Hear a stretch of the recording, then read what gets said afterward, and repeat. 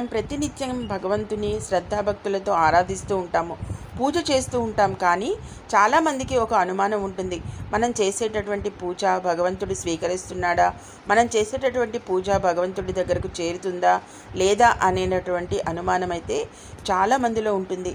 మనం చేసేటటువంటి పూజ భగవంతుడికి చేరిందా లేదా, మన పూజను భగవంతుడు స్వీకరించాడా లేదా అనే విషయాన్ని కొన్ని సంకేతాల ద్వారా మనం కనిపెట్టవచ్చు.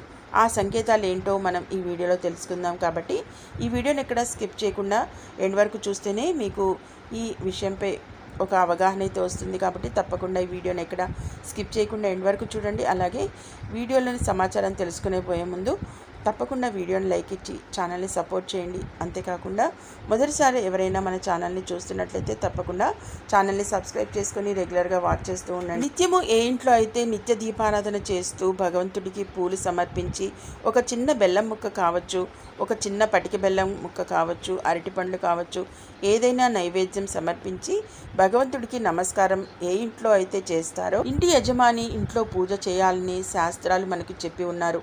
అంటే ఇంట్లో ఎవరైతే యజమాని ఉంటారో వాళ్ళు ప్రతినిత్యం ఉదయం స్నానం చేసిన తర్వాత చక్కగా పూజ గదిలోనికి వెళ్ళి ఒక పీట మీద కానీ గర్భాసనం మీద కానీ కూర్చొని చక్కగా దీపాలు వెలిగించి భగవంతుడిని పూజించాలి, ఆరాధించాలి.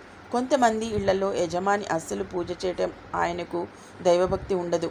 కొంతమంది భర్తలకు భక్తి ఉన్నా కూడా పూజ చేసే సమయం కుదరదు. ఎందుకంటే ఉదయాన్నే ఆఫీస్కి వెళ్ళాలి, ఆఫీస్కి లేట్గా వెళ్తే బాస్ తిడతారు అని చెప్పి పరుగులు తీస్తూ ఉంటారు. కానీ మరికొంతమంది వ్యాపారాలు చేసేటటువంటి వాళ్ళు, ఇంకొక మంది వ్యవసాయాలు చేసేవాళ్ళు, ఇలా ఎన్నో రకాల వాళ్ళు ఉంటారు కదా. వీళ్ళకి సంబంధించి ఇక వాళ్ళైతే సమయాన్నైతే దీనికి ఉపయోగించలేకపోతుంటారు. ఈ ఆధునిక కాలంలో పురుషులు ఎంత సంపాదించినా కూడా కుటుంబం గడవడం అంతంత మాత్రంగానే ఉంది. కాబట్టి ఇక పిల్లలకు ఎక్కువ ఫీజులు కట్టాలి, ఇంటి బాధ్యతను చూసుకోవాలి. కాబట్టి ఇక మగవాళ్ళ వ్యవహారాలు వేరే ఉంటాయి. అలా ఇంట్లో భర్త పూజ చేయలేని పరిస్థితుల్లో స్త్రీలైనా సరే ఇంట్లో నిత్య పూజ అనేది చేయవచ్చు. అది కూడా బ్రహ్మ ముహూర్తంలో పూజ చేస్తే ఇల్లు బాగా అభివృద్ధిలోకి వస్తుంది. కానీ చాలామందికి బ్రహ్మ ముహూర్తంలో పూజ చేయడం కుదరదు కదా. అలాంటి వారు ఉదయం 9 గంటల కుదిరినటువంటి వాళ్ళు మాత్రం బ్రహ్మ ముహూర్తంలో పూజ చేయండి. ఇక బ్రహ్మ ముహూర్తంలో పూజ చేస్తే కనుక రెట్టింపు ఫలితం అనేది ఉంటుంది. భగవంతుడి అనుగ్రహం అతి శీఘ్రంగా మీకు దొరుకుతుంది. కాబట్టి ఎవరైతే బ్రహ్మ ముహూర్తంలో కుదరనటువంటి వాళ్ళు ఉదయం 9 గంటల లోపైనా సరే పూజ అనేది చేసుకోవచ్చు. శ్రద్ధాభక్తులతో పూజ చేస్తే సరిపోతుంది. ఇలా స్త్రీలైనా పురుషులైనా ఇంట్లో పూజ గదిలోకి వెళ్ళి భగవంతుడికి పూజ చేస్తున్నప్పుడు భగవంతుడి చిత్రపటం అంటే దేవుడి ఫోటో మీద నుండి కానీ, దేవుడి ఫోటో యొక్క విగ్రహం మీద నుండి కానీ పూలు జారి కింద పడినట్లయితే భగవంతుడి అనుగ్రహం కలిగింది అని మీరు అర్థం చేసుకోవాలి. మన పూజను దేవుడు స్వీకరించాడని తెలియజేసే మొదటి సంకేతం భగవంతుడు పూజను స్వీకరించాడు, మిమ్మల్ని అనుగ్రహించారు అని ఈ మొదటి సంకేతం ద్వారా మనం తెలుసుకోవచ్చు. అలాగే ఇక్కడ ఇంకా ఒక విషయాన్ని బాగా గుర్తుపెట్టుకోవాలి. భగవంతుడు ఫోటో మీద కానీ విగ్రహం మీద కానీ పూలు పెట్టినప్పుడు వెంటనే పడిపోతే అది భగవంతుడు మీ పూజ స్వీకరించాడు అని అర్థం కాదు, మీరు సరిగ్గా పువ్వు పెట్టలేదు అని అర్థం.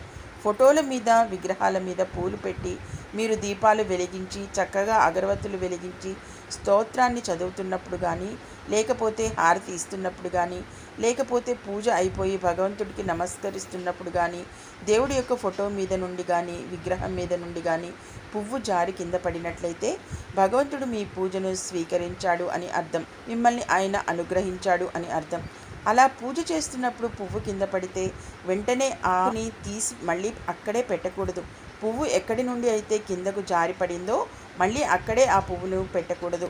ఆ పువ్వును కళ్ళకు అద్దుకుని ఆడవాళ్ళైతే తలలో పెట్టుకోవాలి, మగవాళ్ళైతే చెవిలో పెట్టుకోవాలి.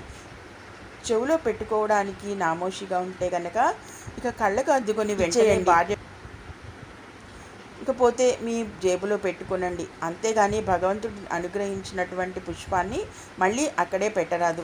దీన్ని గుర్తుపెట్టుకోండి ముఖ్యంగా. ఇక నిత్య దీపారాధన చేస్తాం కదా, చక్కగా దీపాలు వెలిగిస్తాం. భగవంతుడి ముందు ఆవు నెయ్యి వేసి 3 వత్తులు వేసి చక్కగా దీపాలు వెలిగిస్తాం. ఆవు నెయ్యి లేనటువంటి వారు నువ్వుల నూనె అయినా సరే వాడవచ్చు.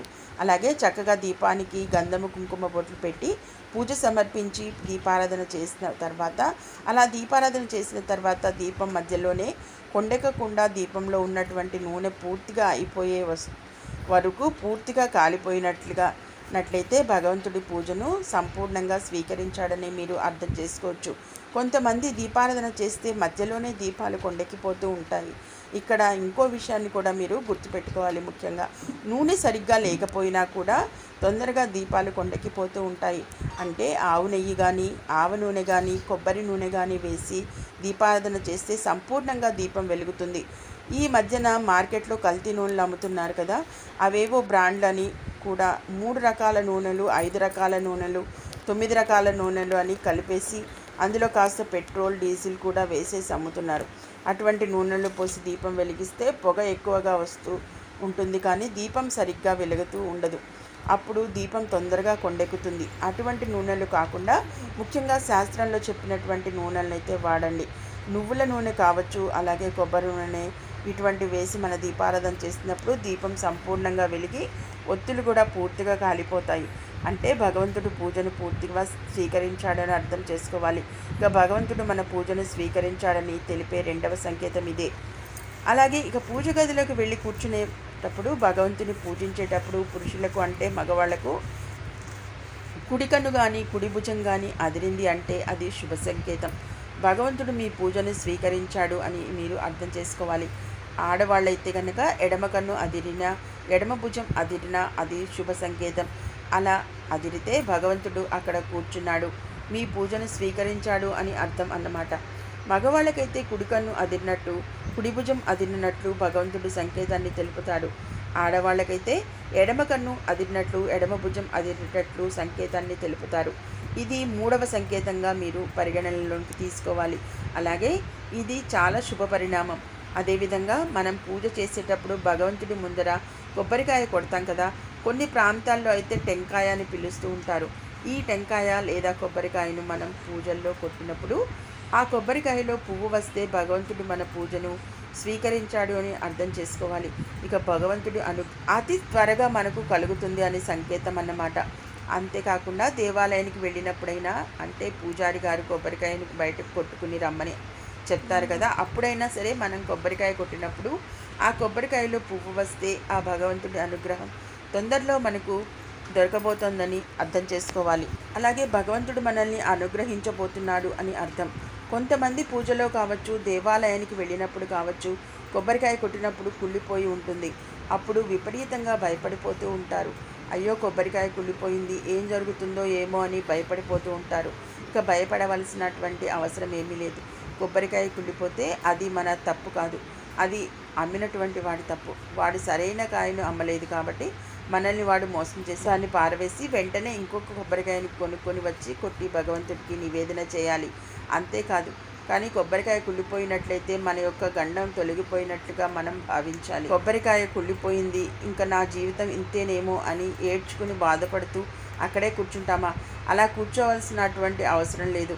భగవంతుడికి నమస్కారం చేసి, అయ్యా సర్వకాల సర్వావస్థల యందు రక్షించేటటువంటి సర్వాంతర్యామి, నీవు నన్ను ఎలా రక్షిస్తావో నీదే భారం అని స్వామికి ఒక్క నమస్కారం చేసుకున్నట్లయితే వెంటనే ఆయన రంగంలోకి దిగుతాడు. తప్పకుండా మనల్ని రక్షిస్తాడు.